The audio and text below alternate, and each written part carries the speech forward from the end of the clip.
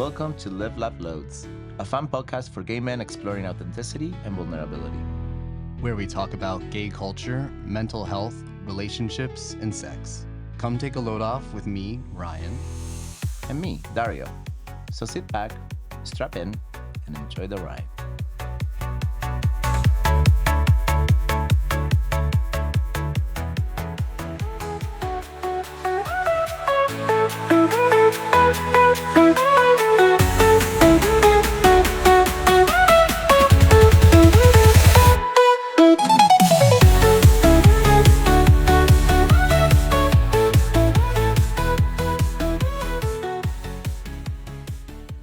You're listening to the continuation of last week's episode. We hope you enjoy it. Let's jump right in. But let's maybe talk about our coming out stories. I'm seeing Ryan's notes here in this.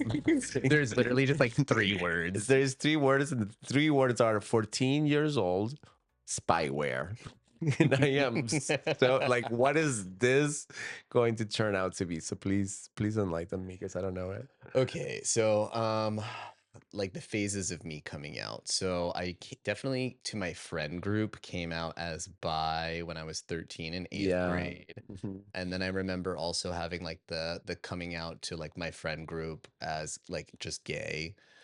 Is that a thing that still happens, the bi thing? Because I think like, As like a transition. yeah, like I think like it was I'm a sure- transition for a lot of us, like we all I'm sure like that it kind still of think does. bi. But I wonder like when things have changed. Maybe we need someone like super young, like a Gen Y or Gen Z. If anything, I would feel like it's probably more common because now that it's like more But out. it's real bisexuality, which is different no, than what we went through. Oh no, I'm still thinking of it as I'm still Oh, talking really? it in the context of a transition. I just imagine that there are probably more people, and maybe not even like but people who go back too, like people who are like, oh, maybe I am bi, and then they try some stuff out, and they're like, maybe not. I just think that we're in a space where it's like talked about. It's like Right. slightly, but despite the political atmosphere, there is sort of like a degree of like social acceptance, more social acceptance of it now than when we were younger. So I would expect that there's a much higher prevalence, especially because we know that that generation is like really heavily experimenting with like gender fluidity too. Correct. Yeah.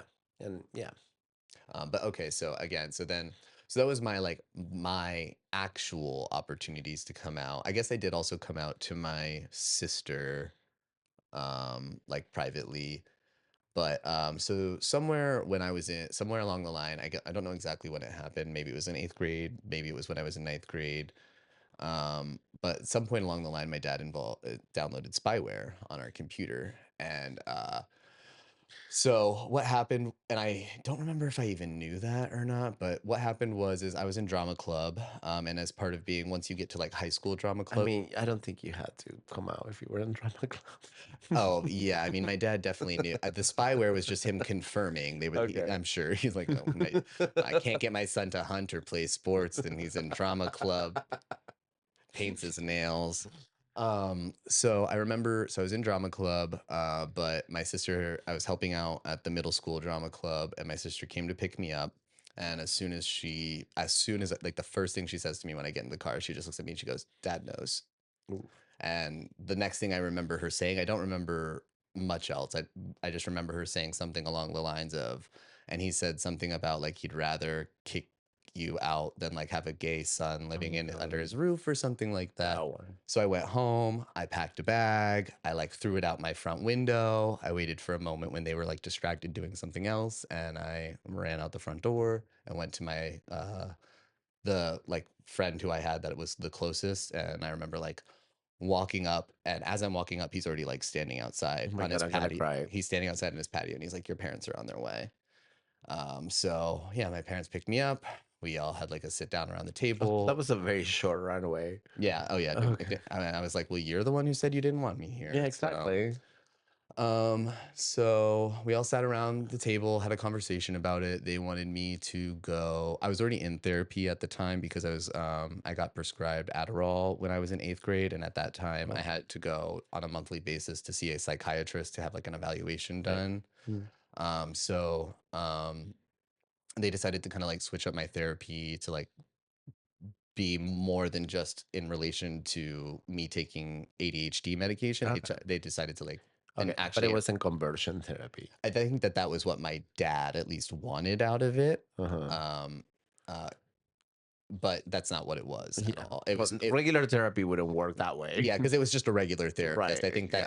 that there was definitely like an underlying tone of like conversion therapy, but I didn't go through anything of that sort. I just started going to one-on-one therapy with this really great guy, and I started doing group therapy with other teens, and it's honestly actually ended up being the first place I smoked weed. Um, You fell in love with your teammates. but what was it? Oh, and then I remember they wanted me to go talk to like at the time my mom was still going to church and my dad obviously went too, and they wanted me to go like to the church that they were going to like talk to the pastor, wizard, rabbi, whoever it was. Yeah, and I mean it continued to cause a lot. Like my dad had a really hard time with it. My mom didn't so much. Like I would say that within probably a year of me coming out, my mom stopped going to church because she didn't. That's conflicting. Yeah, she's Yeah. like, how can I be in this space with these people who like disagree so like vehemently with my son's existence? I love that. And my parents almost got divorced about it because my dad had such a problem accepting it. My mom, they got into like a fight. I remember I was staying at my friend's, maybe like 45 minutes away from where I lived. I had a group of friends that I went to hang out with often. And I remember I was staying at one of their houses. And my mom calls me on Saturday night and she's like, hey, if they're okay with it, I really think that you should stay there another night. And then if they're also willing, if they would be willing to bring you home sometime on Sunday, that would also be great. Your dad and I got to a fight. I'm not going to be staying there. And I found out that the reason that she was like literally ready to divorce him, she was like, you need to get your shit together. If you don't deal with this and like accept your son for who he is, I can't continue to be in a relationship with you. Wow, I love your mom. She's a great lady. Yeah. Um, so yeah, so that was coming out for That's me. good. Wait, but what happened with your dad? I mean, my dad passed. My dad passed when I was 18. So unfortunately, while our relationship kind of got better, I mean, so the divorce thing that happened when I was probably sometime during my junior, it was definitely during my junior year. Like I said, my mom had like left the house. She was staying with her friends for maybe like it's crazy because me and my sister were actually just talking about this today. I think she was out of the house for maybe about a month or so and then finally came back. And I think like within a week or two, they were like buying a new house together. It was really weird. No. So I was 17 at the time. And then my dad got diagnosed with cancer when I was 18 during my freshman year of college. And he had gotten diagnosed sometime in like November, December, and then passed in February. So it was really quick. So unfortunately, my dad and I really, I don't think ever had the opportunity to be like, I didn't really get to be like a gay adult man with like my, and I feel confident that my dad would have gotten there. But yeah, we just didn't really have the opportunity to develop that relationship. Wow. Yeah, it's interesting the learned behavior of hate, right? Because well, I don't know much about your dad, so I'm making broad assumptions here, but I do feel like religion paints such a strong picture of what's acceptable and not acceptable, and people follow that without question. Well, and I would To honestly say that I don't even know that it was so much of like a religious thing as it was like a generational thing. So Mm, my dad, like I had a brother, I had a sister, I have a sister who's 20 years older than me. I have a brother who's 30 years older than me. My dad is significantly older. So my dad would be significantly older. So he was from a much different right. generation than Yeah. I was. Yeah, I Like think even him and my mom were 10 years apart. So right. Yeah. Yeah, no, I think that that's also true. You know, like the older generation had a yeah, difficult just time because I with wouldn't really like consider my dad like a super religion. religious Yeah. person. I think more than anything, it was generational. Yeah, yeah, Because you're like in right. his mindset, he thinks it's this rare, dangerous thing that like I'm gonna be oppressed for the rest of my life. Like if anything, like I mean, this is all like speculation, but I would envision most of my dad's problems with it being surrounded around like the Fear. narrative of like, what does this mean for my child? Like, my child is not going to have a good life if this is the path that he Yeah, but tries that's down. contradictory to the fact of like, well, then I if don't you're think going, that's right. yeah, no, but it's still like if that was truly what he was feeling, like kicking you out is not gonna make it better. It's like, oh, by the way, I'm just gonna like not give you any advantages about protecting you from that, So Well, and looking back on the scenario, I think it was kind of one of those things that just kind of got said in anger and yeah, like somehow got whispered down the lane to me, and I was like, "Well, uh, fuck you," yeah, okay, that makes more sense. because But he never you never said it to you like he directly, never kicked me out. It was just like a thing that he said in correct? reaction. Yeah, I mean, and and this is the thing. I think like before we come out is such in most cases, unless someone else out to you, but in most cases we have waited our options for such a long time and we have made peace with the fact that this is who we are. It's not something that like you decide one day and just say it. But I came out at 14. I didn't have that. For me, You didn't think about it. You just like not for a long time. Like when you're saying like we have all this, like so many gay men don't come out until college or sometimes even I was after. 15 when I came out, but I would say that we're rare. I would say that that's uncommon. my point being like I came out at 15, but I had years of struggling with the thoughts, and puberty just affirmed what I already was feeling and what a lot of people already knew. Um, and I didn't understand, like I've been called a fag since I was like a kid. I remember. In in a very bad way, not in the way that like friends will call fags each other, but I do remember that I had time to think it through. I had time to try to push it away. I had time to try to force myself not to think about it.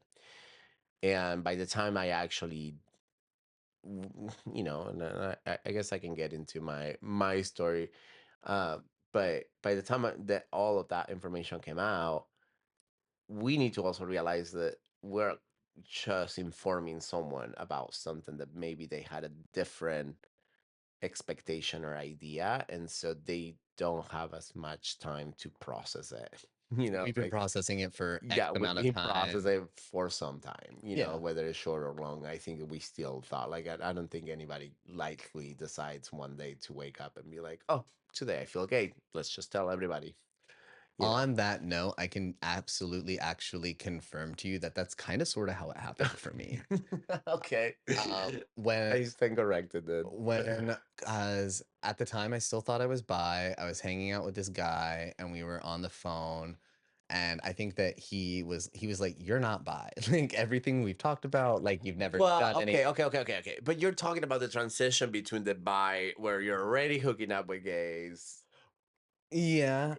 But it or was guys, rather. Yeah, and so I mean, I was 13. I don't know how much hooking up was actually happening, but okay, um I just remember like being on the phone with this guy who I was dating. He like asked me like a bunch of questions, and the end of it was like, "You're gay," and I was like, "I guess I'm gay." okay, that's slightly different to what It I is, get into the yeah. point. It's not like you I woke wasn't up. saying that this is 100% I was just like, Yeah, as a it's funny not like you point, just though. woke up one day. It was like, oh, I like women yesterday, and today I like men, and I'm just gonna tell Yeah, everybody. No, yeah. you were already like, I like both, but maybe I like guys more. I don't think I ever actually liked women. I Yeah, think it me was either. very much just like this Absolutely. is what I see happening in the world. Yeah. Like for me, Right. me finding out that I was gay was very much like as soon as I figured out that like being attracted to men was like an option, and like I was like, oh yeah, that's me. Yeah, I'm Yeah. that. Yeah. Yeah. So my story. So I already sort of mentioned a little bit. So I grew up in Argentina. So imagine Argentina being probably like 10, 20 years behind in terms of thought processes than California. Um, and so, and we're talking about 40 years ago. I remember liking boys since I was very, very little. Like I was 4 years old, I believe. And there was this really cute boy in the class, kindergarten. I knew him since kindergarten. He had green eyes, and his name is Diego. I believe it still is Diego. I don't know. He's still alive. I hope he is. Um, I do remember finding him on Facebook at some point, like 20 years ago, and he was gorgeous. He became a gorgeous man. Anyhow, That never happens. this little boy, I just wanted to play with him all the time, and he was so innocent, not like play like Well, that's what I sexual. was just gonna ask was like, do you when you're saying that like you thought he was cute, Yeah, like do you recall it like that? Do you I recall just feeling attracted to him, not knowing what attraction was, something because drew you to him yeah, and you didn't know what it it was was? the eyes. Okay. No, I knew exactly what it was. It was the eyes. He was beautiful. Yeah. And I remember knowing that he was beautiful. And all the girls also knew he was beautiful. And like all the girls will also be attracted to him. And so I always wanted to play with him, but I didn't play with boys growing up. I always played with women because, or girls, because they felt safer to me. And I was awful at school. If you know anything about Argentina, you probably know about soccer. And I I was and still am awful at soccer. I absolutely hate it. And I was incredibly creative and I loved the craft class and I loved drawing and I loved the acting classes. I think at some point I was Freddie Mercury for one of the like kids shows. In a play? And yeah, like one of those shows that they do. And so I got, you know, I got made fun of since I was very, very young. The boys will make fun of me because I was obviously a maricon, I was a fag. And the girls will play with me. None of them like wanted to date me or anything like, farther down the line, like that never happened. I never was attracted to any of the girls. And I remember in fourth grade, my teacher, that bitch. She called my mom and she told her that I needed to go to the psychiatrist because I played with women. And I never really played football or soccer It's rather. crazy. And it, yeah, and so they have to send me to the psychiatrist, the school psychiatrist. And then the psychiatrist was just like, "Oh no, he's fine. Like there's no issue with The him." educated person was like, yeah, this is Yeah, normal. this is normal. um, and so I had other issues at school too, and we'll get to that when we talk about childhood traumas. But I kind of keep going to the psychiatrist for other reasons, and as an adult, I realize, oh, okay, this makes sense because this is how home was. But yeah, she didn't really actually had anything to say. So fast forward now to high school.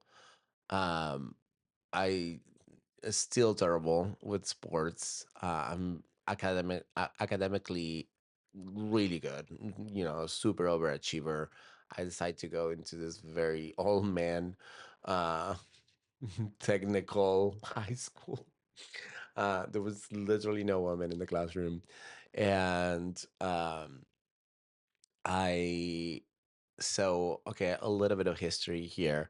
I don't know if you know what a BBS is. It's something that existed. His face right now. It's something that existed before the internet. It was like a forum that you connected to through the phone line on your computer, but it was my gosh, I'm It dating sounds myself. insane. Yeah, and it was all DOS. So DOS is like command line. Okay. Like when you type things and it's just a black screen with like white letters. But you will call this number through a command, and you will get connected to the forum, and then you'll see a list of options, all text. There's no visual.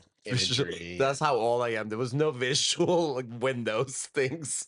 Yeah, back then the only visual was like the little caterpillar going. Yeah, literally, it was a black screen with text. And you have multiple options, and the options are like, sort of like a Craigslist of, if you remember Craigslist, like they had an option for selling and buying things. Had an option for like games. They had an option for like meeting people to hang out, and then there was a personals option for finding lovers. And at this point, I was 15 and I was in second year of high school.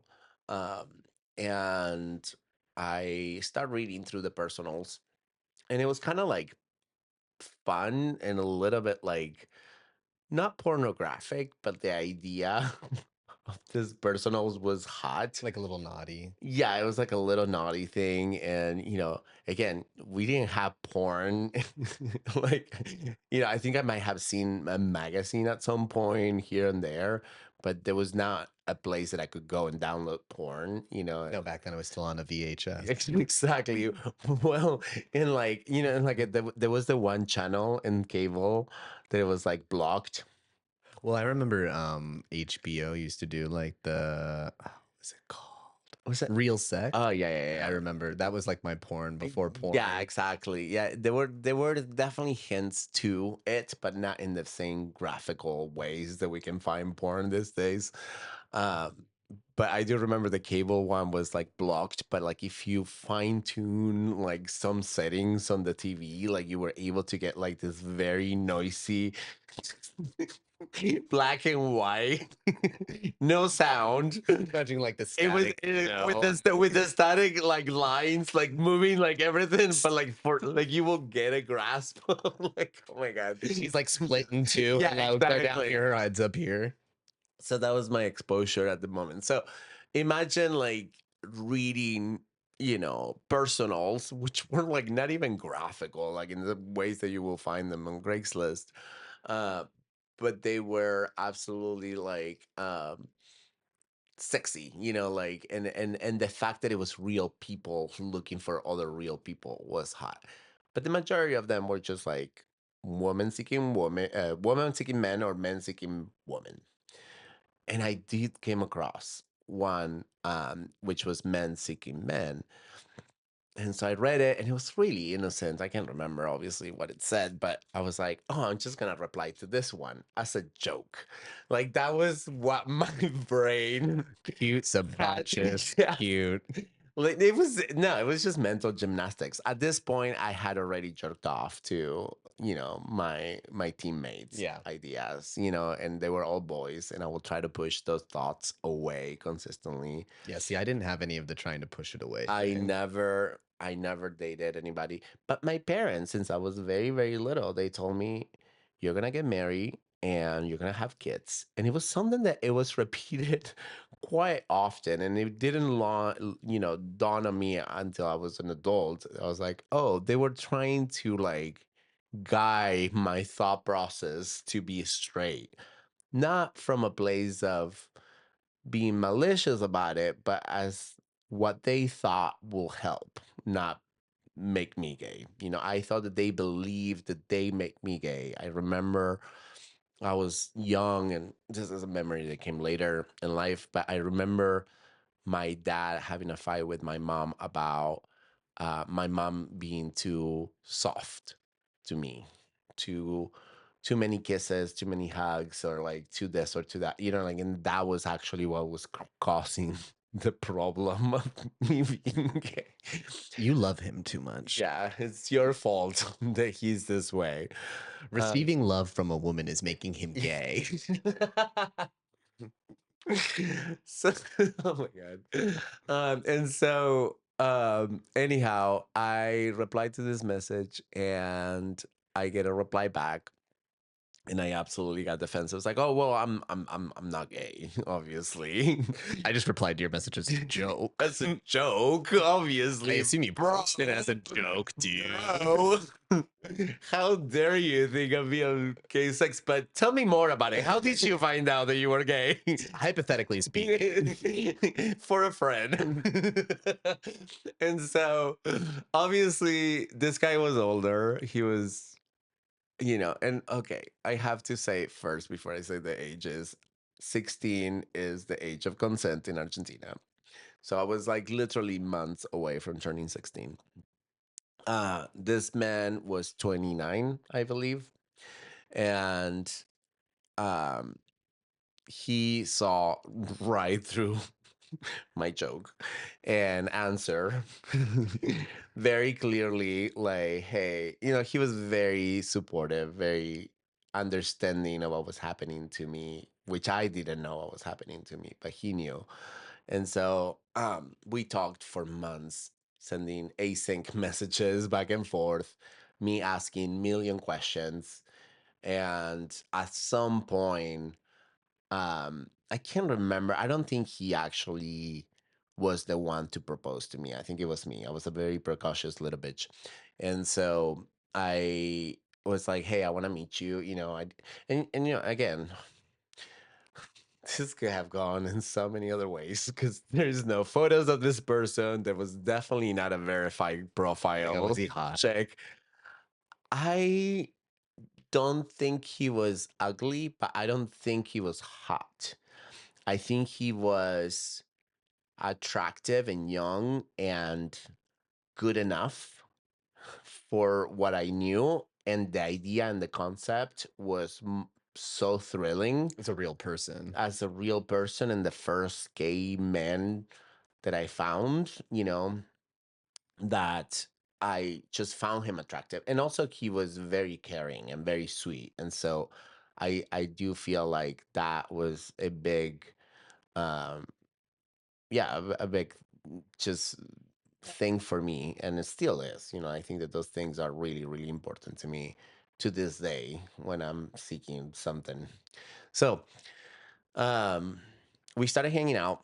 That nothing happened for months, and we will hang out. Like I literally will take the train because we lived in the suburbs, and I grew up very, very poor and like a very, very poor town, like hours away from like the capital downtown city of Buenos Aires.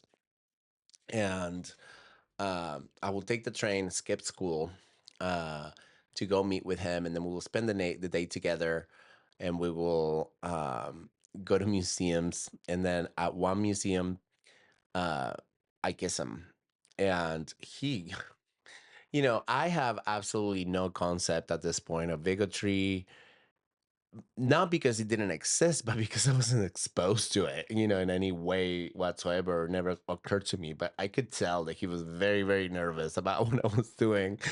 So he's like, okay, well, we can't do that in public. We need to go into this other corner over here and make sure that there's no cameras. Like, this is not okay. And so, like, he guided me through the whole process.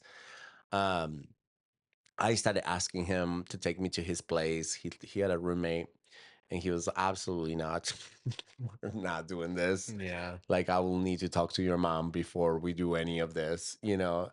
And so the coming out part was essentially I have created a fake girlfriend, and I do not remember. I think her name was Jessica or something like that. It was based on her. You snorted. She was based on she was based on a real Jennifer. Jennifer. Her name was Jennifer. Better. Oh my god. better. Jennifer. Jennifer is how we said it in Spanish. I was really sitting here like, where the fuck did Jessica come from? No, we have Jessica too, but like it doesn't have the the Jessica? Jessica. Jessica. Jessica. Jessica. Jessica. Jennifer. Jennifer was her, and she was based on a real person. Yeah. She was someone that was not in my class because we were all men, but she was in another class across the hall, and so I made out this whole story in my head that we were actually dating, and that's how I started being able to leave at 15 the house for long periods of time because it was also kind of like the beginning of me like going out that wasn't going to school. Yeah. And my parents were divorced at the time. My dad left when I was like 9. And so I remember like going out to go meet Fabio. Fabio was his name. I don't remember his name. I really would love to find Fabio. If you hear this by the ethers, like reach out to me because like I don't know your last name and I've been wanting to like say hi. He will be like in his 60s now. Oh my god, That's wild. that's fucking wild. not even like almost like 70s. Yeah, like in his 70s. I was 16 and he was 29. You're Someone 42, so you would be 55 right now. 55. Okay. Almost The first exact- time you were right. Yeah, okay. I am. I was like, he's good. I was like, it's 80. He's 100 years old right Is he now. still alive? Is he on his deathbed? I'm not good at math here, guys. This is not what I do for a living. Fabio, whatever hospice center you're in out there, ask your nurse if she'll let you have a laptop for a second. Do you know what a laptop is, Fabio? I hope you know what a podcast is, sir. But I will anyhow, Fabio. Back to the story. I remember going to meet him this one day. And my mom, imagine like the typical ghetto chancla Latino mother, in this tiny little house, opening like the metal sheet door that we have in this like brick house that was made by my dad that had like, if you're Latino, you probably know this, but a safety mechanism in Argentina for people not to go into your house and steal stuff is to get broken bottles and put them at the top of the walls. So, so I'm in the patio about to open this metal door with all the jagged bottles. This is just for imagery. Nothing happened with the bottles. But I hear my mom screaming from the kitchen. And she said, like, have fun, use a condom, whether it's a boy or a girl. And I panic. I literally closed that door. I went white and I ran to the train station to meet this guy, Fabio. And I saw him and like my face was just like, and he's like, are you okay? And he's like, my mom just said this to me. She knows, she knows. I was panicking. I was so scared. And he calmed me down. We had a very soft day, and he's like, "Okay, well, you're gonna go home. She obviously does know, and you're just gonna have a big smile, and you're just gonna tell her I am gay and I am happy. And if she sees you happy, she'll know that it's okay." And so I go home and I do none of that. I literally just Run to your room and hide. that's what I wanted to do. But I get to my room and we had this is the time of desktop computers and like the big ones with the big monitors that were like really fat. Like you needed a whole space for this thing. They took up the whole desk. Yeah. It was a thing. Like there was a whole furniture piece specifically designed for this large thing with a tower, and it was a whole thing. And my mom is sitting there in my room, and she's like, "Where did you go?" And I'm like, "I was hanging out with Jennifer." And she's like, "No, but really, where did you go?" And I was like, "Jennifer and I went to a museum." And this is also, I'm gonna get her. She's gonna believe it. yeah. And this is the I'm not time, fucking lying. How dare you guys, think I'm lying? we did not have cell phones at the time. We had landlines. And if you know anything about landlines, if you have two phones in the house and you quietly Oh my god, was she listening? raise another phone while you're talking to someone, you could hear the other Oh yeah, I the remember. person Yeah. talking on the other line. So anyhow, so she have heard our conversations, obviously, prior to this. And so she started pushing me. And at some point, I forgot about the smiling part and I started crying. And I was like, I was with a boy. I just was sobbing. I'm so sorry. I was sobbing and it was just like awful. And my mom just chill as she was. She's like, I knew it. I knew it since you were 4. Like, my first thought was like, so then why the fuck? Why are did you try sitting to- in this room like the fucking Grim Reaper? Here to like murder my heterosexuality. But also, why weren't you telling me every day that I was gonna get married to a woman and have kids? Like, just to make my whole fucking like More teenage confusing. years so confusing. Because I could have easily have told you this if I was not tripping myself out with the fact that I was gonna disappoint everybody. And so, um, and she's like, "Oh, I knew it since you were 4." That was pretty much the end of it. She's like, "Do you need to go to the psychiatrist or He's the like, I just wanted psychologist?" to confirm that we were on the same page. Oh, I good. know. We're in the same page. Cool. We're good. Yeah. Meeting's over. And You can so have your she's 15 like, minutes. "Are you seeing a guy?" And I was like, "Yes, I have." And I did not tell her until I think a week later that he was 29. And then, Bold. yeah, and then I told her that he was 29, and she's like, "What? I want to talk to him." And then the next day, she's like, I've been thinking about this. I think I prefer that he's 29 and that he can guide you through it. And Wow. I was like, okay. Wow. That's amazing. That was good. Yeah, among all of the problems that my mom had, which we'll get into it in a different She's episode, clearly a very reasonable. that I wouldn't go that far. Okay, reasonable. For that particular topic, for that particular thing, she sounded very reasonable. And after I was like, okay, cool, I'll invite him over. And they met and they became good friends for a while after we broke up. They keep talking to each other on the phone, and it was the weirdest fucking thing ever. But like, yeah, she did that with like my first 3 boyfriends in Argentina. Can you imagine? Like, I will break up with them and then they will continue talking to her and then asking about me. I'm like, why is my mom having friendships with my ex-boyfriends? It's so fucking weird. So we'll get into my mama another episode. I mean, I like her at baseline. I'll convince you. Yeah. What, that I don't like her? I Come that I convince you shouldn't like otherwise.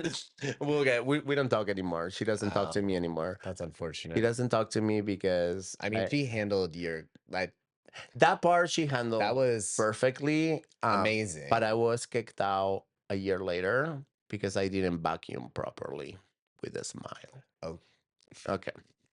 the So, properly part is the smile. Yeah, the smile. That was the only thing that you Yeah, did wrong. you want a 16-year-old, instead of playing video game, you want them happily vacuuming your And if rug. it's not happy. Exactly. And so that's one of the things. The reason why we don't talk anymore is because after 7 years of therapy, I realized my parents did a big number on me. Um, and I started putting boundaries around making commentaries around my physical appearance. Too thin, too fat, too muscular, to this, to that. To everybody or just your mom? My mom was very insidious on that particular topic. So Okay. I started learning about boundaries with therapy.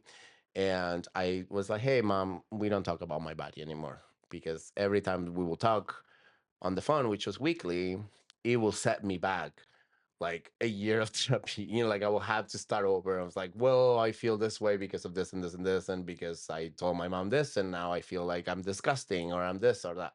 She had very strong opinions about my appearance consistently. And she had those opinions because she loved me. She had to voice them. But in doing so, it will hurt me and it will make me not feel confident about Yeah. who I was. And so that was the conversation. We don't talk about my body anymore.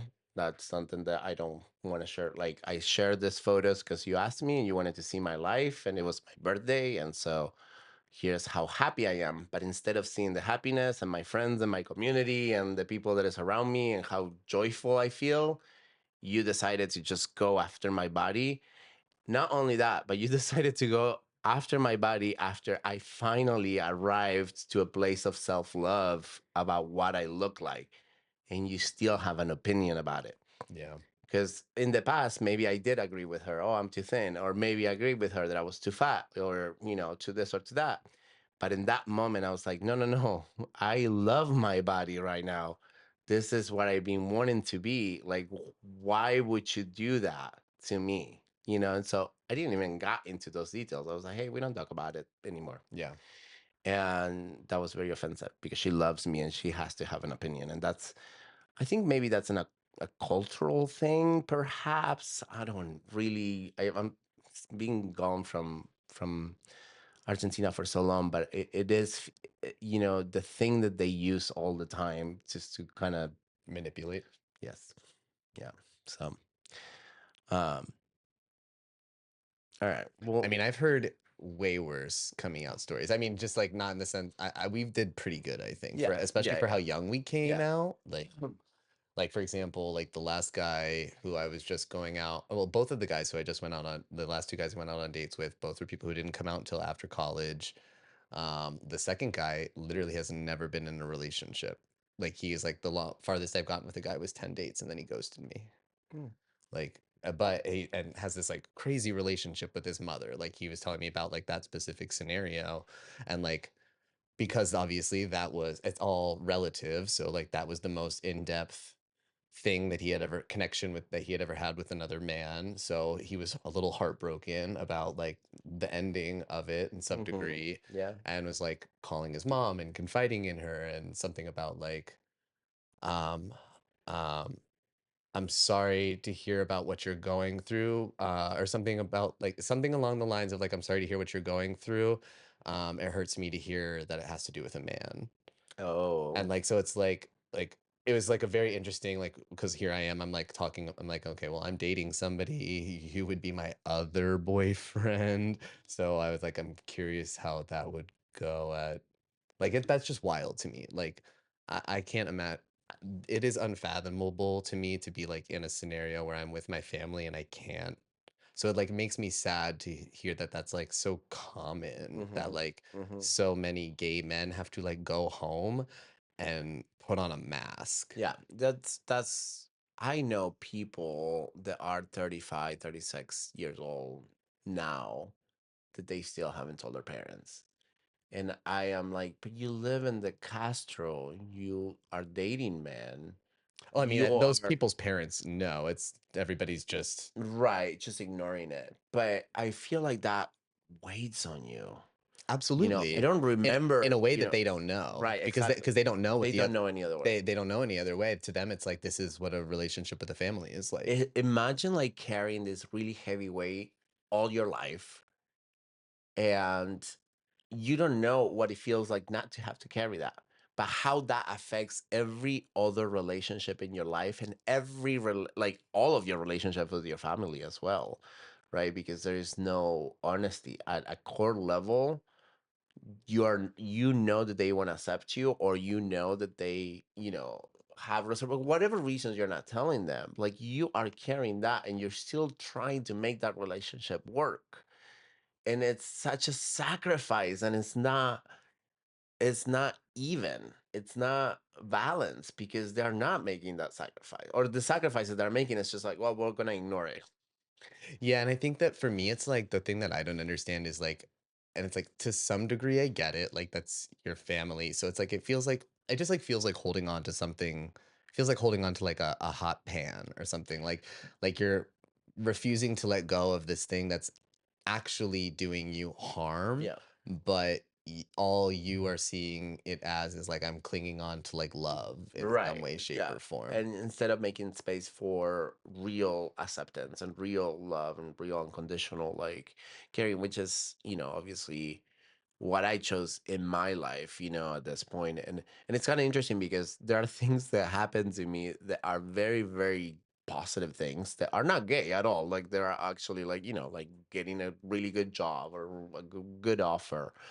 And because and we'll get to my dad in another episode too, but like it was also like one of those things that every time I will tell something happy to my dad, he will dismantle it in the moment, and so any trace of happiness that I will have, it would just be gone in a second.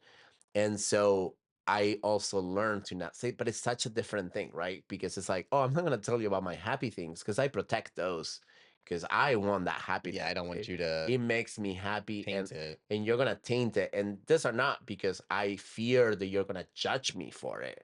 I just fear that you're going to destroy my sense of joy. and it's different than the gay thing, because the gay thing, I think, like, we don't say it. Maybe you are happy, maybe you are ecstatic because you're dating someone amazing, but like, I don't know if anybody is like, I don't know the new generation, but like my generation was never like, oh my God, yes, I'm gay. Let's just scream it. Like, that's so cool, like, that was not happening, so like, you wouldn't say that to your parents. You will reserve it because of the fear of what you will get back, right? And so, completely different ways of like hiding information. Like, I have my go-to people when I'm happy and I have something to share. I got my friend Christy, I got my friend Michael, and I'm just like, hey, this really happy. I'm not gonna get emotional. This really happy thing happened to me, and I know that they're just gonna like enjoy it and boost me up and like just celebrate me for it. And I never had that from my parents, and so it's kind of insane, like, to even conceptualize as an adult man sustaining myself, grown up, that I will hide any information, because my parents might not accept it. I'm like, Because if, anybody might not accept it. yeah, exactly. Yeah, like I was saying, I think I touched on it earlier. Like it was from a very young age, I like adopted this like mentality of like, this is who I am. I don't know how to be anything other than who I am. Like the concept of like lying or like omission, like lying by omission, or is just so like confounding to me. Right. But at the same time, when I envision it and what I imagine that must feel like, feels Yeah. like it just feels like impossible. Like I just like cannot imagine how anybody gets through on a regular basis, Yeah. like having to put all these different masks on. It's insane. Maybe we should have someone in the. Well, I don't know if they will agree to do a gay podcast if they're in the closet. It's like, oh, by the way, do you want to promote? We can do anonymous. I'm gonna You can, anonymous. yeah, we don't have Yeah. to see you. You just can Yeah. talk. Yeah, that's fair. We can do a voice I mean, the chances that your parents are modulator. going to the chance are gonna like find this episode of unknown And they're gonna recognize your and recognize voice. your voice. Um, I do remember like having this pen pal. I still do. I have this pen pal in Cuba. We met through Instagram.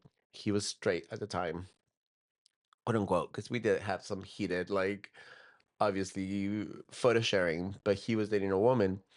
And at some point, I questioned it. I was like, "Are you sure you're straight? Because, why are you sending me photos of your beautiful body?" you know?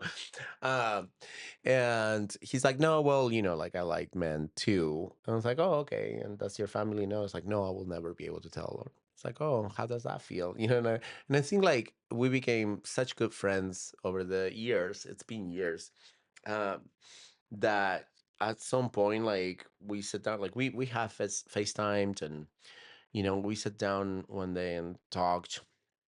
And I kind of questioned, I went into a line of questioning that I was not necessarily forcing him to come out or make any choices or decisions, but I was like, how does this feel? Like, how do you, and Just like, trying to understand. trying to understand it more. And like, and it surprised me because a few days later, he told me he told his girlfriend and broke up with her, because he was also fucking on the side. So I was like, oh, so you're cheating on her, And I think like that's kind of how it wasn't like I get you moment, but it was like kind of like, dude, like, that's cheating, regardless of Yeah, even if like you're hurting somebody yeah, else and she because doesn't know. yeah. And so I questioned his morals on that, and I think that was the gateway for him um to do that, and he ended up telling his family. And eventually I was trying to get him out of Cuba and like now he got a scholarship. Actually, I helped him do a test. He's a musician, and he had to pass a test for English and stuff to get a scholarship here, but it didn't work out somehow. And because of that, they recommended him to another thing, and he's in Holland right now. He's having his mind absolutely blown in Holland, and I am so happy for him, because he absolutely deserves it. He's a really beautiful man, really feel beautiful heart. He's also beautiful, but he has a beautiful heart. Um, and another coming out story I have, not mine, but it was I was dating someone in Austin, and he was in a relationship with a woman that it was semi open. It was in the sense of like they knew that they were fucking other people, but they didn't They just know. don't talk about it. They didn't talk about it. And it tripped me out. And I found him absolutely gorgeous, this man. And um I moved the day that I moved to San Francisco, we just only had like oh my God, we had such a weird like connection. I invited him over after this other guy broke my heart, and I have downed. I don't drink anymore, but at the time I used to, and I downed a whole bottle of wine by myself, and I was like wasted. And um, this this guy and I were texting, and I was like, "Well, come over. My parents are not home." What was I? Oh, I was living with my parents because I was about to move to San Francisco, literally like in short months. And so, like, I let go of my rent there, and so I moved in with my parents temporarily in this huge house. And so they were working, and so inviting him over. I don't think we fucked because I was so wasted. We literally just cuddled, but the chemistry was so strong, and I felt that. And we continued talking. He was still in this relationship. And the day that I lived Texas, I go to get a coffee. I was literally on my way to the airport, and he's there at the coffee shop. Uh, and it was this chance meeting, like absolutely wild. If you know the size of the city and where we lived, like it was like the timing, it was just like absolutely wild. And so I was like, like I always had these feelings for you, but like I couldn't never act on them because you're with someone and I was not gonna be that person, and I made an impression, and I left, and we were both kind of like, whoa. And that was it. And then 2 years later, he texted me. I was living here now, and he's like, I have something to tell you. And I was like, oh, what happens? Like, I thought long and hard about our conversations about coming out and whatnot, because we had those also. Because it always boggles my mind. How is it that you have not told someone? Because I came out so young, so it's hard, to comprehend. So I question, not in a bad sense, but like I want to understand.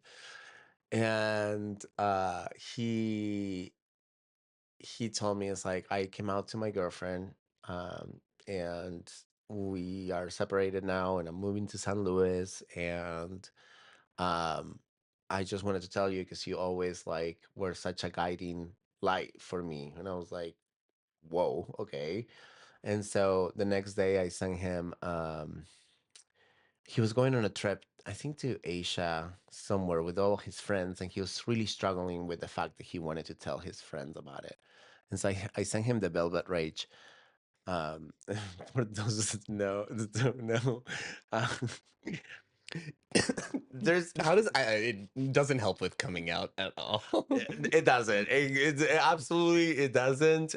But it does explain the psychology of gay, and I think for in those that in don't know, okay, in like a very specific population. Like that was a very controlled population of testimonials from gay men. sure, but But it was a this window into a bit, world that it we never was got to see before. exactly, and it was, I read this book like 10 years ago, Same. several times, and at the time to have a self-help psychiatrist, psychologist, I don't know what he was, but actually writing a book that it was specifically meant for gay men, that was not everywhere. Like there was definitely a lot of self-help books out there, and I read a lot of them growing up. But one that was actually specific about men on men relationships, and not this like sort of stray world where like you try to figure out how you fit into the things because the dynamics are not the same. And it blew my mind, and it has a bunch of archetypes that are all based on the couples and the people that this writer psychologist treated here in San Francisco. I think he's from San Francisco. He was HIV positive. He found out in the 80s when he was 24 and he thought he was going to die. And so he writes this book, and then he never dies for some reason. And then the cocktail came out. The cocktail is like the initial like mixture of drugs that were given to That's the HIV. AZT, right? Yeah, that was the first thing that was almost like a cancer treatment, because like it will still destroy your immune system in really bad ways, and the hopes that it will also destroy um, the virus. And so he gets into this, and then eventually he still doesn't die, and he you know he got into the better drugs later on, and he kind of lived like a normal life until his 70s. But he writes this book, and based on all of the people that he treated, and then he create abstracts all of those problems that gay men were having and creates these archetypes about different gay men, about how the psyche develops for gay men that is different, and the context of growing up and a stray world, and how that also affects your psyche growing up, through your teenage years, and also how the more, the older school families, not yours, but like the older school families like react to that, where like the father sort of becomes distant and or disappears, and the mother sort of like swoops in to try to like fill in more of that space. And that's why he thinks that like gay men associate with women better in that sense and pick up the more feminine tones, because they relate more to the mother that is there more present, and because also the mother celebrates more of the feminine qualities that she sees as good, and the role model of the father becomes the first in a normal healthy straight relationship.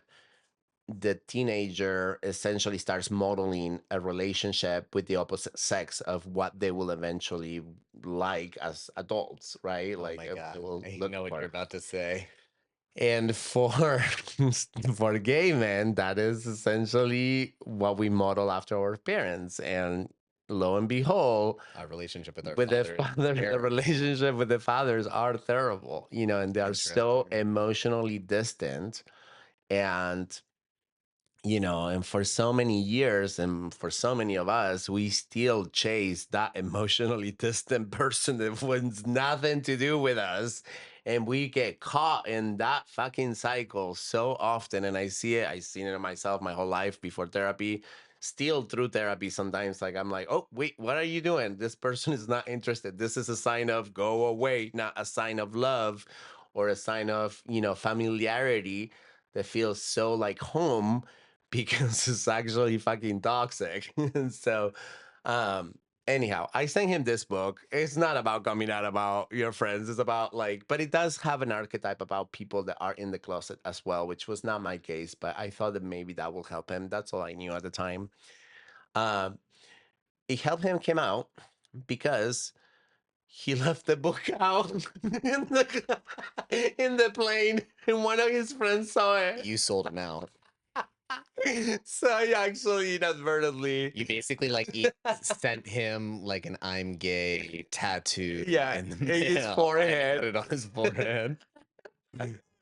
So anyhow, he all of his friends were fine because they were all young people, and there was no And the problem with friends are it. never the people who have the Yeah, problems. exactly. And so everybody was like happy, and they already kind of figured it out too. So anyhow, um that story was wild too. I ended up visiting him, and no, he ended up showing up here in San Francisco one day for work. We had an amazing weekend. We are like falling in love heavily. He's like, come back, like I want to see you again. And like it just happened that work sends me to fucking San Luis the following, or like 2 weekends after that. So I go meet him in San Luis, and he is so dry to me and absolutely throws me for a spin, because I'm like, there's no way this is happening. Like, we planned this. You wanted me here. Why are you being an asshole to me? He was awful to me. At some point, he screams that, like, I don't know. Just the things he said, like he literally went berserk crazy. I was feeling so insecure already because I came all this way to see you and like you're treating me like shit. And now I'm in your space. I don't even have a hotel here. Like I'm staying with you. And like I literally went to the room, I book a hotel, and I'm like, I just call an Uber. I'm gonna go. And that's all I said because like I didn't even know how to respond to someone screaming in this very violent way, and I could see the trauma something was happening. And it broke my heart. And like we never talked again since that Oh. time. Yeah, but I didn't have I have like a somewhat, only in the sense like where you were talking about how he like reached back out to you 2 years later and was like, I always thought of you as like a guiding yeah. light. I had a moment like that. There was I remember at some point in high school, probably 10th grade if I had to guess, there was just this one guy who like somehow wound up in like our little like friend group circle. Like one of the girls in our group started dating him and he was just so hot. And then eventually at one point like me and him started hanging out and we did some stuff together, and I mean it just never ended up going anywhere.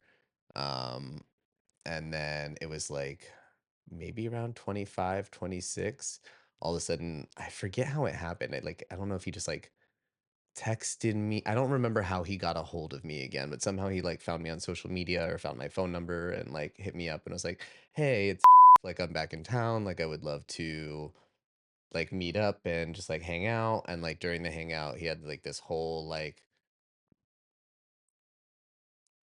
I don't even know what to call it, but like it was just so interesting to me to like have somebody like tell me that like my attitude of just like this is who I am, like I don't know how to be anything else. Like I went to a very like Coatesville High School is like the segue of like farm meets ghetto, so it's like very like conservative. But also like I had a huge school and then like I was the only person who was out. I got bullied so much about it and it really didn't like mess like fuck with my stride at all. So here he is like telling me like how I'm this like inspiration for him and like how he went through all this. Like I found out the reason that he disappeared was because he got sent to a like conversion like boys school like thing, No. and like spent years doing that, like eventually like ran away from that and like yeah, like crazy. I cannot And even like imagine. and then the whole time, and he's telling me like he's like and the whole time I was like thinking about you. Like I was remembering how you were just like always so like boldly yourself, and like it really like helped me be able to like eventually come to terms, because like here I could constantly recall this person from early on being able to do it and feeling being happy and confident. So I like had it's just like crazy to hear that like I said, Yeah. just simply being myself was able to like have such You a don't even know like how we affect people. And like just that courageous act of being yourself. well, and how awesome of him to also feel comfortable and vulnerable enough to like communicate that to me, like was so like wow for me, because that was happening and that happened when I was like newly diagnosed with HIV. So Mm, like here's this person come and I mm, was like, all right, I guess I got to do it again and just got to be open and honest and vulnerable all the time, because here's yeah. this person reminding me of Yeah. how Yeah. powerful that Yeah. was. Yeah. Yeah. I think that's So beautiful story. I guess making a big circle back is I hope that that's what we get to do here. I hope that this has that impact on people where they're like, here are two men who are like having hard conversations, like not bullshitting, not, I don't know, just being genuine and vulnerable. Yeah. And I think that I hope that that opens the doors for other people to feel more comfortable, because it clearly is still an issue for a lot of gay men. Yeah. Yeah, no, absolutely. I think it's in this climate, I absolutely understand the fears and I understand um I mean being vulnerable in general, like being vulnerable is sharing something that is so precious to you. But not only that, because that's just transparency. I believe that to be truly vulnerable is to also share something that can be used to hurt you.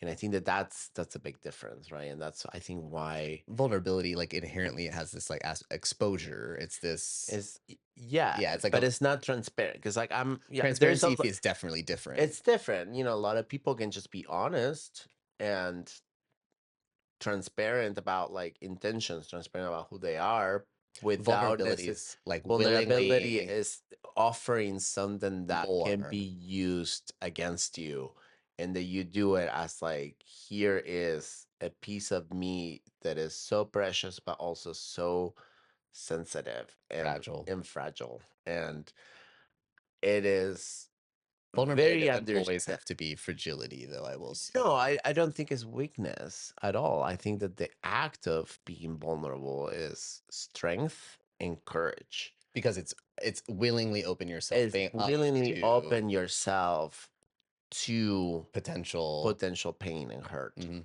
And you do it so willingly and I think it's a beautiful gift, but also why we are all, especially in the gay world, scared of vulnerability because it wasn't safe to share. And in most cases, you share that one thing that was beautiful and vulnerable And are met that with could, rejection. and yeah, and was met with rejection. It was met with pain. It was met with hurt.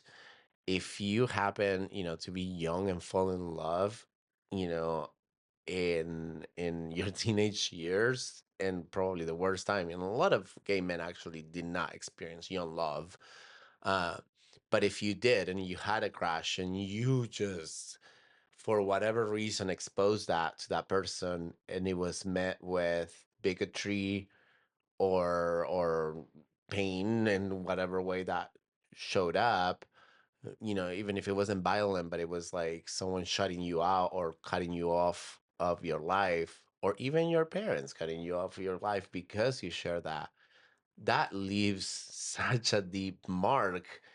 And if you don't heal that, and here it is, why therapy it's so important, because you have to go back to that child and you have to heal that, because if you don't have that vulnerability, you'll never be able to create the depth that a lot of gay men we are blindly seeking to have that connection, to have like there's always going to be like, oh, I will never expose who I truly am, because I am so scared that that will happen again, and I'm protecting. And you don't even do it consciously, you Mhm. just do it unconsciously. And so I think that this feeling that has permeated the community of like, well, I can't find connection, I can't find this, it's like, okay, well, like it's because we're all like not able to finally put this fucking armor down that we've been carrying forever and actually let those relationships happen, but it is inherently risky regardless of being gay or not. I think it's inherently risky to have any kind of relationship. You are always any true relationships, and we do experience this with our girlfriends, usually like our best friends, like we are vulnerable and open. But those relationships could like end in hurt. So like they're inherently, all of our relationships will be, um, risky. Run that So, risk, yeah. so speaking of relationships, do you remember how we met? In the first time we met in person, Well, how we how we first connected. started, Grinder, yeah, Grinder. Grinder, This is the notes we have. Grinder. Grinder, Jim. Yeah. Yeah, we met. We started talking on Grinder for a little bit, and then I think we really quickly ended up on Instagram chatting. I think we moved on very quickly from Grinder. And then I think we were going to like be sexual, but we never actually did that. I don't even remember. Like, did we even exchange pics? Probably. I don't. Absolutely. I mean, like, I know what your You butt didn't even looks have like. a face photo I in your Grinder. really? Yeah, I don't think so. I don't think You had a tattoo photo. I've never. You have like a wings somewhere, right? Yeah, I mean, I have the same. That's what I remember. You had like a wings I've photo. never had just a torso picture. Maybe like the icon was But just my torso. But where are the wings? In the back or the the front? front. The front. But Yeah. I've never had a profile picture that didn't include my face. Oh, So it was there. You were just only looking at the wings. You were just only looking at my body. probably. I mean, Wow. any time that I've been in Grinder, it's been short spurts of time, and very specifically because I am heartbroken and I just need distraction. Yeah. And I'm very conscious of that, but usually it's not. I'm not, I hear people, it's like, oh, I'm just talking to my friends on Grindr. I'm like, no, that is not how I use Grinder. That I don't even have it. It's not a reliable form of communication with me. I still have a profile. I probably haven't signed up in months, and if I do, it's usually because I just broke up with someone and I'm heartbroken, and after some time I kind of have to like jump back in the pool, or like what is the phrase? There's a phrase like get in the horse, No, get back in the I horse, think jump back in the pool, jump back in the jump back in the water, pool, or the jump back in the water, pool. Yeah, get that back in the horse. I feel like there's that's another one. there's so many. There's so many. And I'm like, okay, well, I need to stop thinking about this person again because of that monogamy thing. It's like it takes me like a short circuiting my body into like, oh, you can be with someone else. Like, stop craving this one thing. Yeah. And so anyhow, so that's how we met, and then somehow we started working out together for a bit. Yeah, well, I was using I was like, "Well, you're really fit. You clearly know what you're doing. Why don't we work out together? You can show me some Ryan is stuff." really fit too, by the way. I don't know if I ever believed that it was because I had any better tips than he had. Oh yeah, I was definitely manipulating you. Oh, interesting. I was like, "Let's hang out." Yeah. And then we became friends. Well, and like I mean, like I've disclosed in other points during this time, I very Oh, I think like also like the open thing, like to me, like that closed the opportunity. the door as Yeah. soon as I started hearing about your boyfriend. Is boyfriend the right word? Yeah. Boyfriend. Yeah. Boyfriend, partner. Yeah. We call each other boyfriendo. It's also like such a gay experience. Like, how do you make gay friends if it's not through I will say an so. initial attraction, or like and you never know where it's gonna go, and then like I think like the friends that actually I didn't have sex with, or some of them that actually they have sex but then it evolved into a friendship. I treasure that so much. Like, I'm like, oh, you became a friend, let's really protect that now. Yeah. Like, it's like because it's so hard, right? Well, that's how I am now. Like, because I went through a whole situation back in Philly with like a very sexually fluid friend group, and like very quickly realized that that was not for me. Yeah, it's I hard. hate it. I hated it. It was super detrimental to my mental health. Um, and yeah, like for example, like Drew and I, we've been each other's like I don't know what the word I'm looking gravitational pull for a long time now. And like really only became close in the last couple years, like really close. But like yeah, as soon as you like get into like friendship, like the friendship is so much more important to me than anything. Even if like as soon as I think somebody might be able to fill that role, it's like an immediate like there's like no sexual attraction there anymore because like for me Yeah. Yeah. having like a reliable good friendship is Yeah. so much more important. Yeah. um Absolutely. but like I've never been a big meet up with people on Grinder and hook up. Like it happens but not very often. Mm. Meet up with people on Grinder, but I would say like maybe only 30% of them are like hookups. Yeah. Like I've definitely like I both of the guys I went out on dates with, we first started interacting in Grinder. I've gone out on a few like explicitly friend dates with people via Oh, Grinder. interesting. No, I never done that. Like, if Grindr is on my phone, I'm in a spiral. I definitely have I mean, I will definitely say I definitely have an unhealthy Yeah. relationship with Grinder. I need to Yeah. not be on it so much. When I don't have it on my phone, it's because I'm feeling good, I'm feeling confident, and I probably have not been heartbroken for Yeah. any reason. And so it's usually a bad sign when I get to Grindr.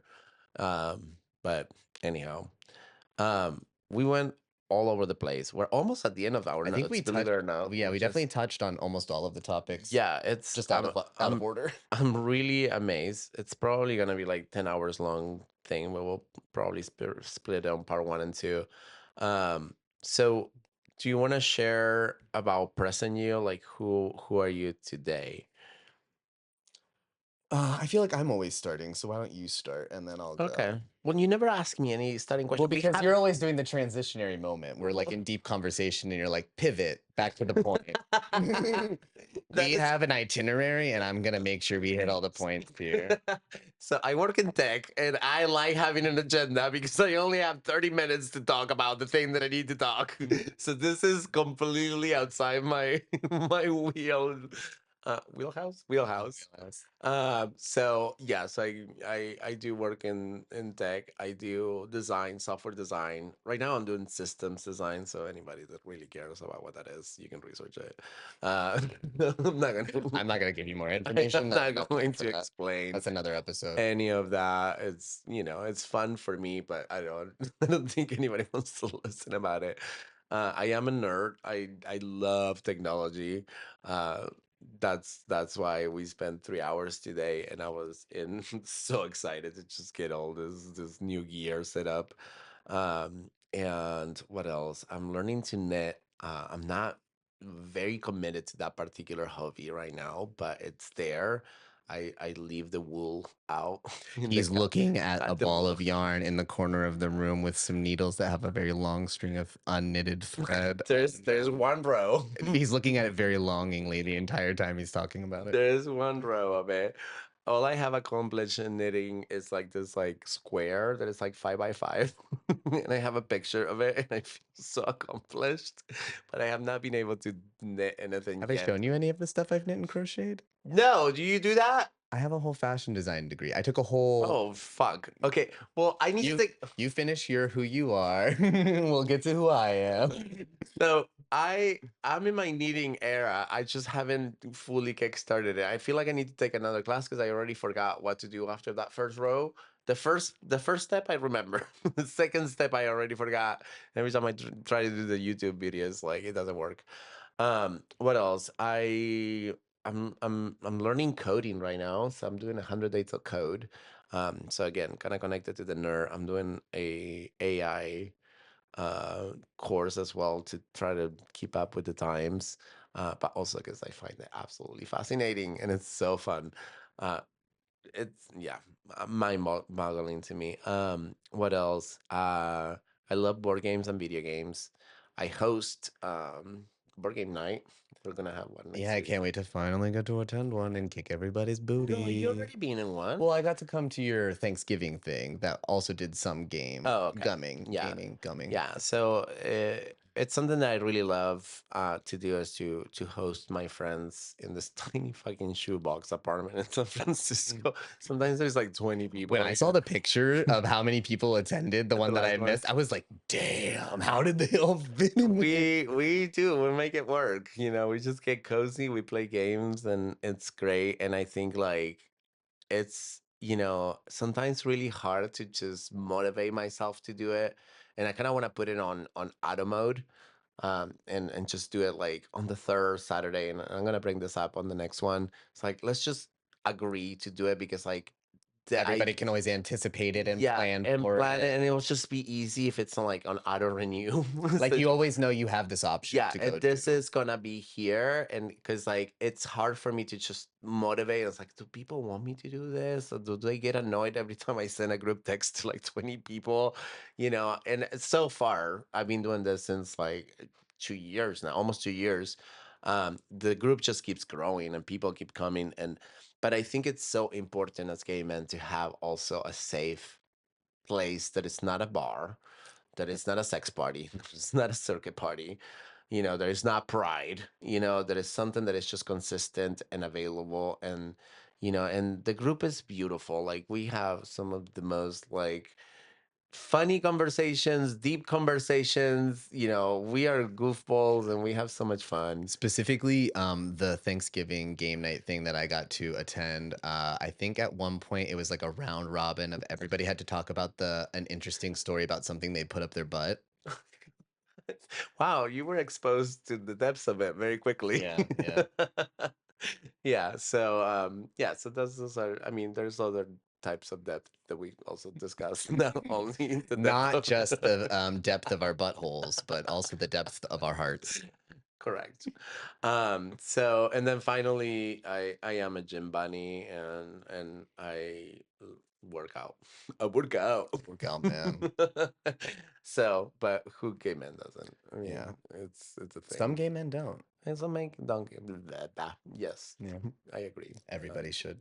uh, The biggest predictor of longevity is how much muscle mass you have. But beyond that, I need to work out because when I don't Same. do it, then I install Grinder because I'm in the spiral. It all comes together, Oh right? man, if I'm not working out, If I'm I'm not- definitely not on Grindr Oh my goodness. because I don't like, feel it's confident. it's such a pattern. Like I can tell that I'm spiraling out of control when I stop going to the gym, and then the rest of my life just go to hell because I need that moment for my own mental health. Mhm. And so I don't even do it for the body. I don't do it for the longevity. Fuck the longevity. Like I can die today, and like something you'll know about me if you become a close friend. And Michael, I love you, Michael. He's gonna organize my party when I die, and it's gonna be 2 days. He knows, he has all the details. He's on my will. He's gonna get some money for this party, but like literally, like it's gonna be today. You guys are gonna like do the Dario's that moment, and it's okay. Like We have an itinerary of games already lined up that we have to play. yeah, there's gonna be games. There's gonna be music. It's gonna play music. There's gonna be DJs. You're all gonna wear colors and white. White for the day, where like you do more of the morning part. But like, I don't want anybody No sad. black. No, no, no. I want everybody on white, and I want like moments that you have with Dario. And then the next day, if I'm still alive, we generally plan this for my 50s. So in like 8 years, like I would like to die through the party to the 2 days. So we do the party, we celebrate, and then I die, and then you guys just share the good moments. you know, like ideally, like maybe just I The don't know. specificity of the like stars that need to align in order to make this situation. You can force it like if you really wanted to. Yeah, you There can, are ways that you can force. yeah, you can get a lethal injection. No, that sounds heavy. Like I think there are fun ways that you can go. That are lethal but like happy. Name one. I don't know. A fun Overdose. way to die. Tell me Overdose. one fun way to die. Overdose on a fun drug. I don't know. I need to do research on which one that would be. Overdose. Just take so much Molly that my heart explodes. But this is my relationship with death. I don't expect everybody to understand it, but I'm ready. I've been ready. You'll get to know like the crazy life that I had. It's been full, it's been filled. I'm so like just everything else from now on, it's always a bit like the cherry on top for me. It's all extra. So like at no point I will die and be like, oh my God, I didn't get to.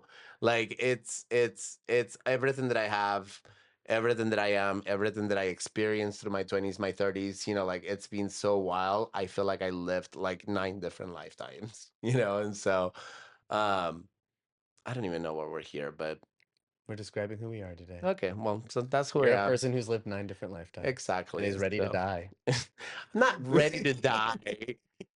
But if I die, I want everybody to celebrate. Yeah. That was kind of my point here, and Michael will send the details. Cool. Yeah. Good to know. So, tell me who are you today? So my turn. So I am a registered dietitian and public health researcher, managing clinical control trials. I have a previous degree in fashion design, which I'm hoping I can actually start doing something with again. I just brought my sewing machine back from the East Coast and already have some projects lined up that I want to work on. I just need to set aside a little bit of money to put into them. Otherwise, I am a different kind of nerd from Dario. We share the video game aspect, but I've leaned into it a lot more. Yeah. I'm a huge Dungeons and Dragons nerd. I am. Are you still a Manjin? Master? I am. Dungeon master? I'm still DMing my own very first campaign, The Lost Mines of Phandelver, which is just like a very basic, stereotypical, like first time DM, first time players campaign. I am just getting to also do so I've only been in one other campaign before as a player, and it was something I jumped into like halfway. It was me jumping in halfway through a campaign that lasted 3 years.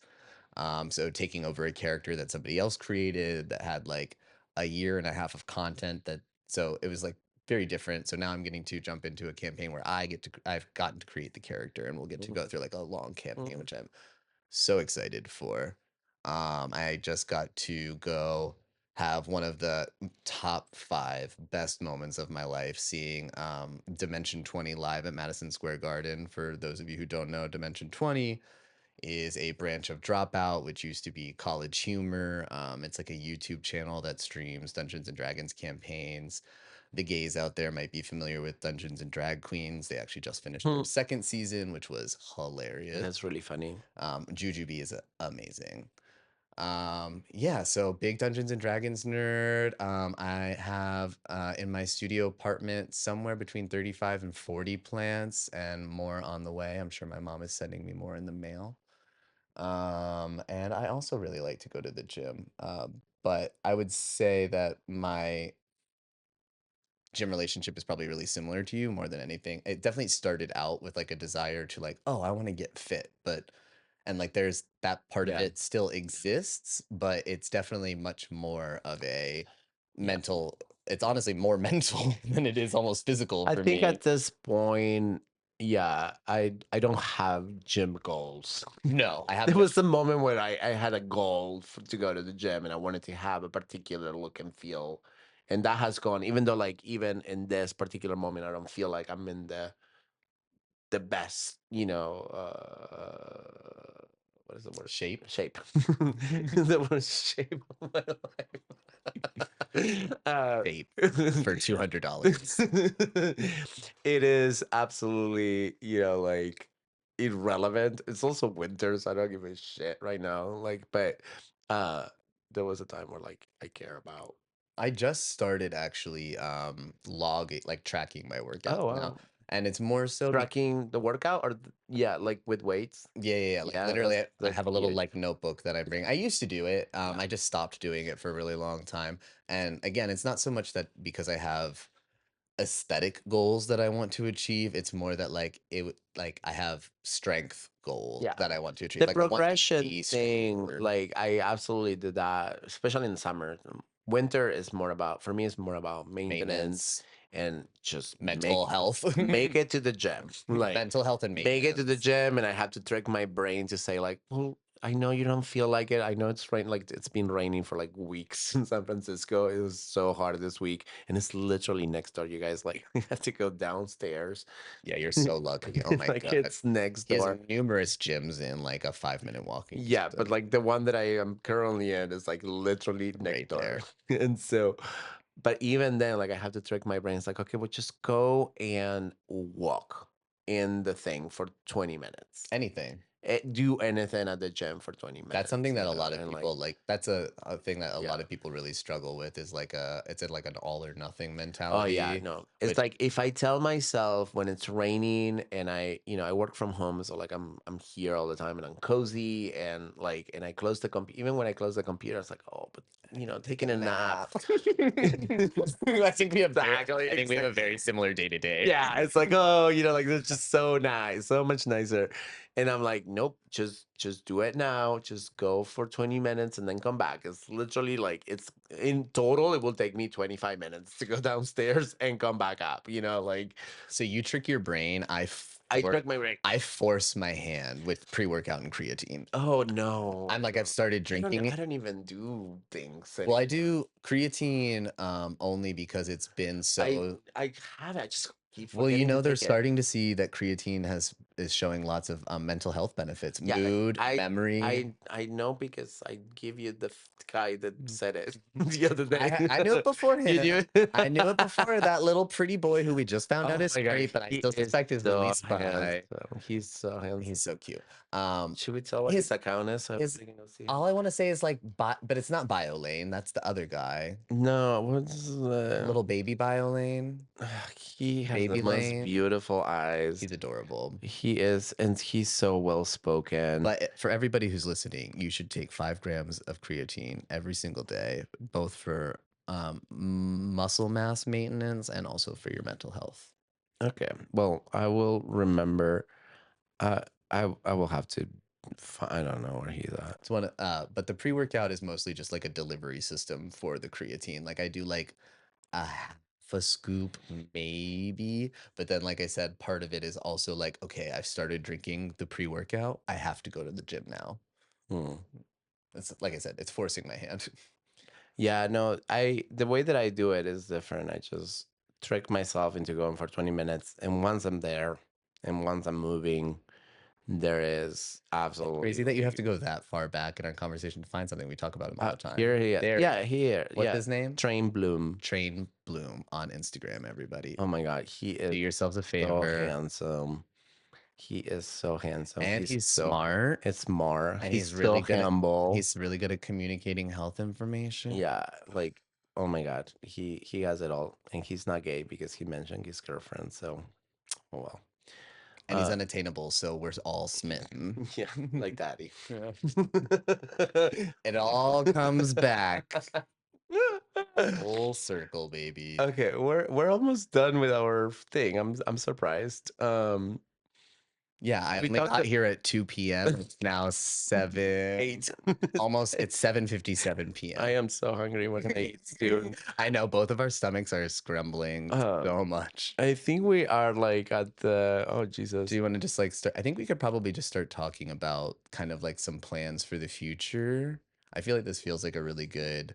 We touched on some deep topics. I feel like people have a really good Yeah, baseline people sense get of who we idea are. of like who we are, where we're going. So what to expect from Live, Live laugh, Laugh load, Load. baby. Um, We got to name drop more because I think we only dropped Live, laugh, loads once in the how very about this? beginning. I think at the end we need to like record a welcoming, an ending for first part, Mm-hmm. and then a welcoming for part 2 because there's no way this is long. one episode. This is multiple episodes. This is absolutely at least 2 episodes of introduction. But we went deeper and we kind of knew, this is, it's what it is. Well, and it So, happened exactly as I think that we both hoped it would. Is like we had a very loose structure, but the conversation yeah. progressed very naturally. Into And a lot. we want to share things about each other with each other because we're friends and, and things that happen. So, um, so we have some cool segments that we're going to be doing. We're not going to do them now, but as teasers, we have the X Files, where we're going to be sharing story about our exes. We also would love to hear if anybody's out there, your stories about your exes or any of the segments, and we would like to highlight those and feature them on our episodes. Yeah, if you have like crazy, interesting stories, one, like if they're just funny, or two, if you think that there's like a universal lesson to be learned, I think that those are important. But also, if you want like advice or something of that capacity, we would both love to be like integrating some like discussionary topics of like real issues that are going on out there outside of our worlds. Well, yeah, absolutely. And if you want to be featured, you can also reach Ooh, out. yeah, guest features. Yeah. Um, what else? We have another segment called Tea Time, where we're gonna share anonymously um, from you guys, from our listeners, um, and any juicy pop zeitgeist gossip. We may also get a little bit political at some That's point. inevitable. Um, I think that we're both very political. Um, we're gonna have a hard or not with a twist. This is about our latest new fads in wellness, mental health, or dating.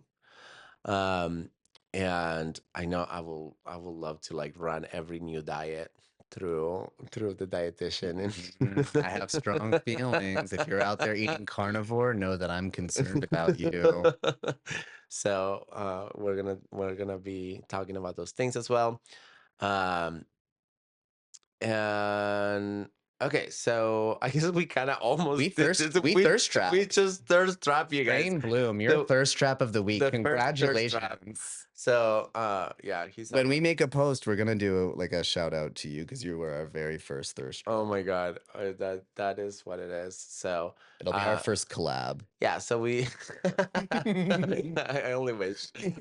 So yeah, we will highlight celebrities or Instagram crushes that been lighting up our feeds.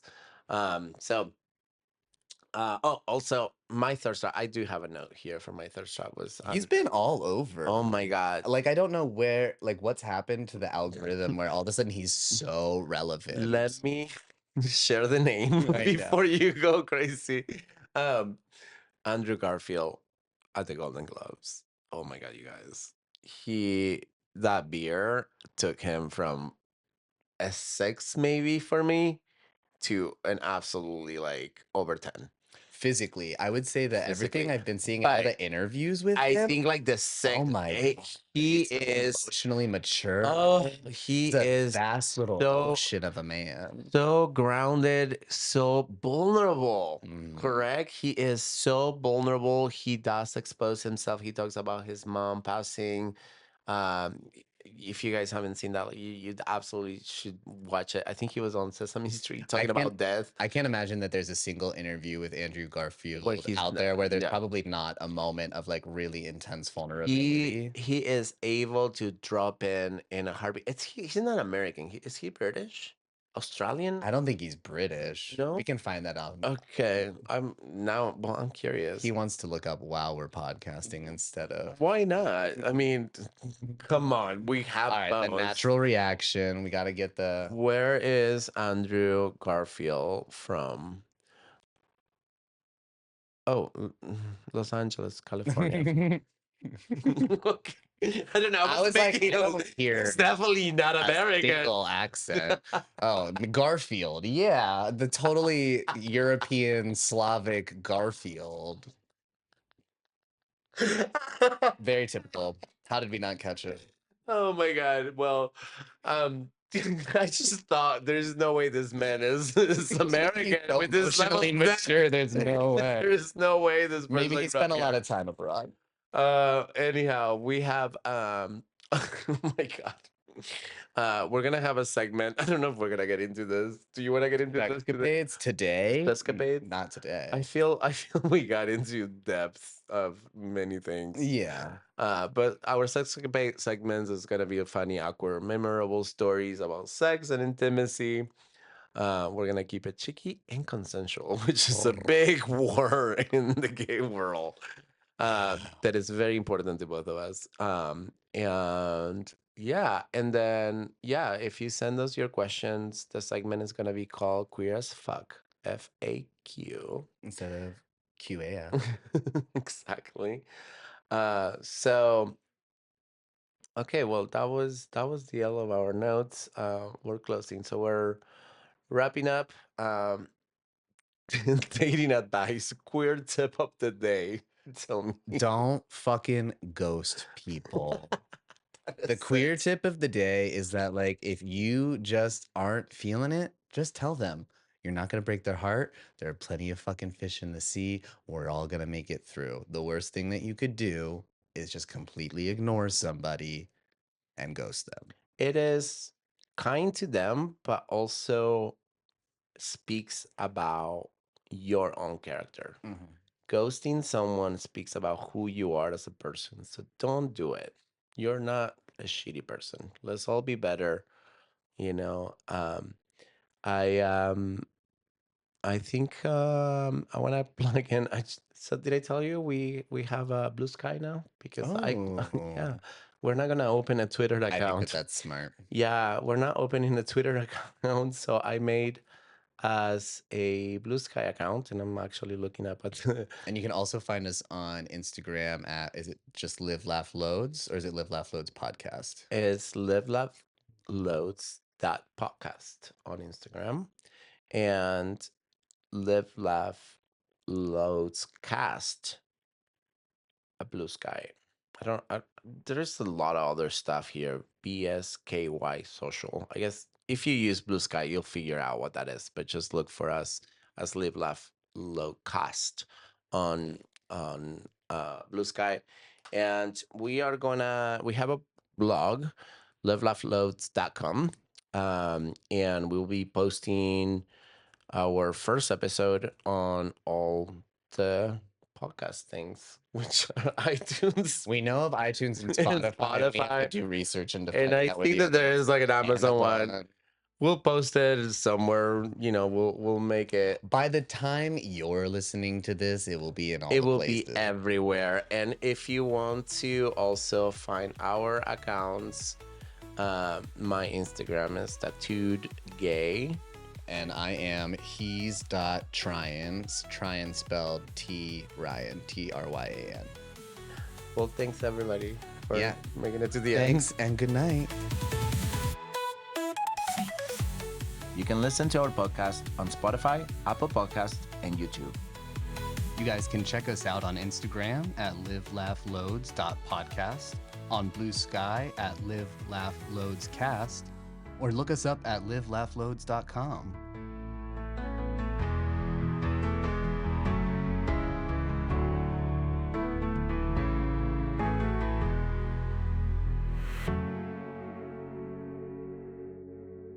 This is He's Trying signing off. Y'all have a great night. Thanks for flying American Airlines.